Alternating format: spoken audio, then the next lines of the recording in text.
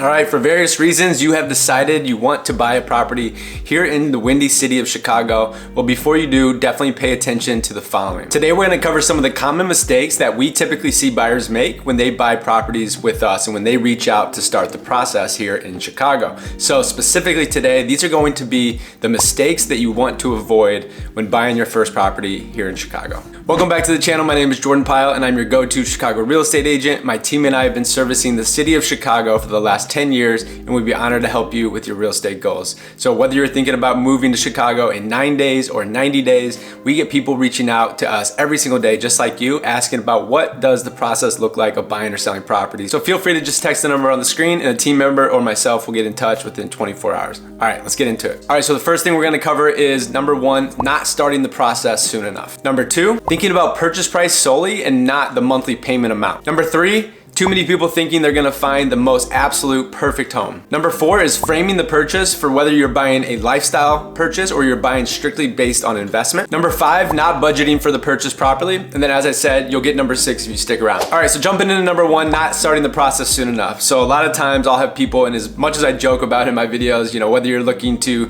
buy a home in 9 days or 90 days, really you're gonna need about 90 to 120 days. And so if people reach out to me about 4 months in advance of when they want to actually be closed on a property, so they've gotten the keys to the new home, you know, they went through the whole contract to closing process, they went through the whole time of going out with a good realtor, aka myself and my team, looking at properties so that they can find the perfect one or the one that at least matches the most of their criteria. We'll get more into that later. But to get through that process, conservatively, you want to budget about 4 months. And yes, you can definitely do it faster. You could probably do it in about 45 days to 30 at the very, very minimum. But I think typically in that 90 to 120 days is the sweet spot. One reason being is most pre-approvals you're going to get through a bank are going to last you no more than 120 days. So if you were to get pre-approved for a mortgage, and for some reason, if you don't find the property you're looking for in the next 3 to 4 months, then you're just gonna have to go through the process of getting pre-approved again because of the expiration of that pre-approval. So that's the first reason. The second reason, and we're gonna just try to draw the timeline for you. So if you reached out to me today, right? We wanna conservatively give ourselves, let's just say it's 2 weeks to 30 days to have a proper phone call with a real estate professional, whether it be a lender or whether it be a real estate professional, and really talking about what you're looking to accomplish. That process of setting up that call, having the follow-ups. Usually if you're getting financing, if you're not getting financing, we typically will skip this step. But if you are, then getting you connected with a lender, getting all your forms submitted to that lender so they can issue a pre-approval, that whole process of really just developing the game plan, that can conservatively take you about 2 to 4 weeks, right? It depends a lot on you and how motivated you are, because our team, we can move at whatever pace you're looking to move at. So just for numbers' sake, let's say that takes you a month to get that process done. So now you're pre-approved for a loan, you're out looking at properties, you and your agent and your agent's team, you have a good kind of strategy on how you're approaching the market to find what you're looking for. So now you want to give yourself another, let's just say 30 days or 14, 2 weeks to 30 days for you to actually go out, aggressively look for properties and then go under contract on a property. So right now, let's just say again, you're 30 days to get the process and the strategy started, 30 days to actually find a home and go under contract. Most closing timelines in the city of Chicago are anywhere between 30 and 60 days. In this time of year, this is being recorded about mid-October. We typically see a little bit longer timelines in the slower times of the year. But if you're gonna be buying in the spring, let's just call it between January 15th and end of July next year, that's kind of the busy part of the market, you can typically expect a 30-day close. And at times, you're gonna need a shorter closing in order to be a more competitive offer. So right there alone, 30 days to start the strategy, 30 days to look for a property, 30 to 60 days to actually go under contract and close on that home, that puts you right at 4 months. So that is typically why we recommend 4 months. As you can see, you can do that faster. It may take you longer. So even if you're 6 months out, I'd say it's always better to be early rather than too late, because if you're too late, it can lead to a rush decision, lead to improper planning, as we'll get in later, and overall just not as quality and sound of a real estate investment. All right, so the next thing on the list is thinking only about purchase price and not the actual monthly mortgage payment that you're gonna be living in on a monthly basis. And so a lot of people come to me and they're saying, hey, I've been looking online and I wanna buy a property for, let's call it 500,000. Well, really how you should be looking at that is what is the monthly mortgage payment that you're gonna be comfortable paying on a monthly basis? Because purchase price alone is subjective, right? And in Chicago, your purchase price, your monthly payment is made up of your principal, your interest, your taxes, your insurance, and your assessment. And so here in Chicago, your taxes and your assessments can vary greatly from property to property. So while you may find a cheaper property, if it has really high taxes and really high assessments, your monthly mortgage payment is probably going to be more or similar to what the more expensive property with the low taxes and low assessments are. So really, if we can determine what is the monthly payment, and then based on the amount of home you're looking to afford and the amount of home that you're looking, or the amount of loan that you're looking to borrow, then we can work backwards into the equation and make sure that we're looking at the right type of property. So I've seen people go out, they start looking at things, and then they realize after doing the math that the taxes and the assessments are too high, because maybe, for example, they're looking in a high rise that has $1,000 a month assessment, and now that blows up their budget and it's no more affordable on a monthly basis. And so figuring out what that monthly comfortable payment is, that's really going to determine what you can afford. And unfortunately, in today's market, rates, hovering above 7.5%, the amount that you're paying on a monthly mortgage basis today versus call it 18 months ago, in 2021, 2020, I mean, you were paying about 40% less.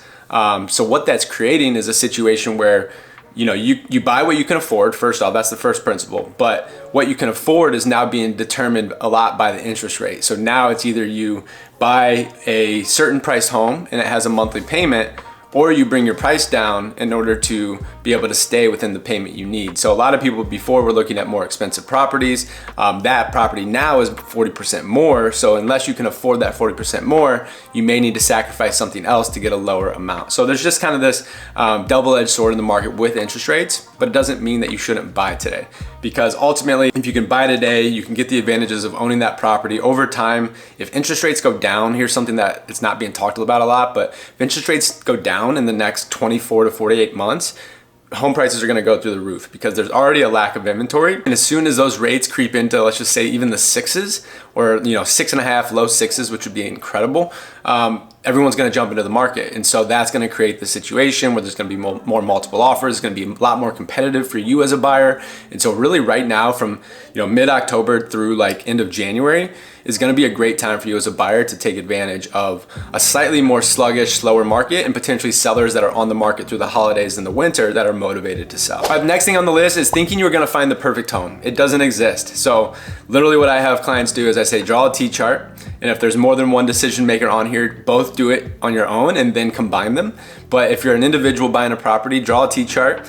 What are your wants? And then go through that same list of your wants, and then what are the things you need. If you have 10 items on that list at the end of the day, circle 6 or 7, maybe 7 or 8 of them. And ultimately, what are the 2 that remain that are not a priority? Well, if you can push those to the side and get everything else, would that still be a good purchase for you? And whether you say no or yes, well, ultimately that's what you're gonna have to decide when it comes to a property. A lot of times you're gonna get 80 to 90% of everything you're looking for your dream home, but it's very, very rare unless you're building to suit, and that comes with its own whole new slew of issues and headaches and things like that. But usually you're gonna have to sacrifice on something and not get 100% of what you're looking for. So if you're going in to this process of purchasing a home in Chicago with that mindset, well, you're just gonna become more upset. So I think managing those expectations up front is really important. Knowing that if you buy something that maybe condition-wise is not quite where you want it to be, maybe there's a kitchen that needs renovated or bathrooms, being able to force that appreciation and make those updates over time is kind of the other way to look at that. So now you're forcing appreciation in the property, you're buying something for less than what it would cost you if that was already done. And even though about 75% of all buyers prefer move-in ready, for the few people out there that actually are able and willing and wanting to take on a project, that is a great way in today's market to find a good deal and be able to force appreciation and create something that's newer and that's more renovated, so that in the long term, that makes more sense as an investment. But most people that I work with are buying more for lifestyle. And we're gonna get into the lifestyle component in the very next question. So as I mentioned, are you buying for lifestyle or are you buying from an investment standpoint?